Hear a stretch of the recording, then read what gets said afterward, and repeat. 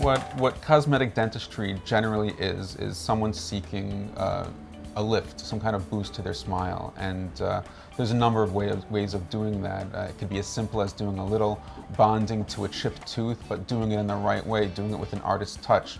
Or it could be as complex as someone with teeth that are as crooked as can be, and in one day being able to give them temporary veneers, which is a surface that goes over to the teeth, to the finished veneers, which is basically a thin sheet of porcelain, anywhere from 0.2 millimeters thick to 1.5 millimeters thick, which is basically the thickness of a fingernail.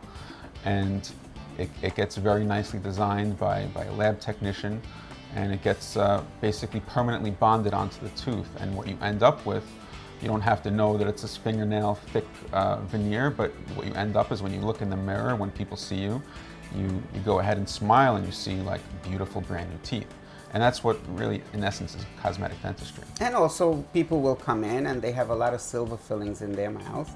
And if that's a problem for them, they come in and they just don't want that silver filling. All those silver fillings are a fine restoration, but they are black and not tooth-like looking. And doing white fillings or white inlays or white crowns instead of those dark restorations is also considered cosmetic dentistry.